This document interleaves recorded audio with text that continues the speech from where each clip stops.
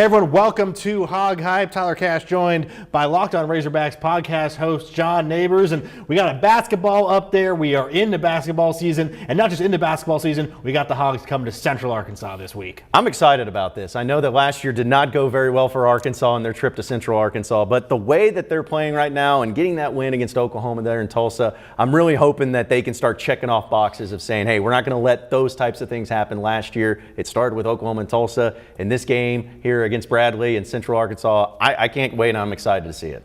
Obviously, the big question mark against Oklahoma, how are they going to perform without Trevin Brazile? What did you see from them on that front as far as replacing him? I really like the way that Jordan Walsh stepped up, because he's a guy that obviously was a McDonald's All-American along with guys like Nick Smith and Anthony Black. And people kind of been waiting, because Anthony Black, we got to see him featured there in Maui, and then Nick Smith comes in and he's just electric. So when's Jordan Walsh going to get it going? He stepped up, and I think he's been improving game in, game out. So I think that if he can be a guy that steps up, I think Arkansas is going to be in really good shape of missing out on Trevin Brazile. Ain't going to be perfect, but you can at least know that he's going to be a talented guy that can step into that role. All right, we still do have to talk some football. The Hogs making a hire today officially. Morgan Tucker coming in at tight end coach. What does he bring to the program? I'm excited about this too. I think that if there's tight end coaches that you could name, I couldn't give you 5 of them in the country at all. But I knew this guy. I knew Stanford and the tight ends that they put together, and looking at the resume that he has and the type of physicality that he's able to bring to that tight end position, that's huge. I don't think Sam Pittman could have made a better hire than him.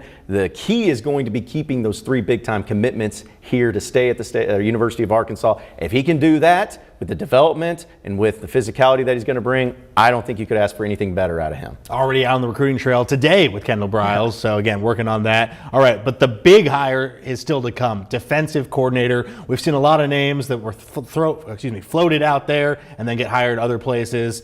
Who's left on your list? I'll tell you what, I really like Brian Williams. He's a guy that got talked about a little bit more here the past couple of days. He's the defensive coordinator up there at Maryland. He's only been there for 1 year, and if you look at his 1 year stats and where his defense ranked, everybody will throw up their arms and say how terrible it is, but it's not as bad as what it looks like. What I love about him is he can recruit. He got a 5-star linebacker up there to go to Maryland from Miami. His recruiting grounds are Georgia and Florida. He knows how to recruit, and to me, that's the biggest thing they need out of a defensive coordinator. Schemes can come along with it too, but can they get a guy that can recruit at a high level, especially in states like Georgia and Florida? He would be the one that I'd be really looking out for, and I really hope that that happens, because if it does, Arkansas is going to be in really good shape.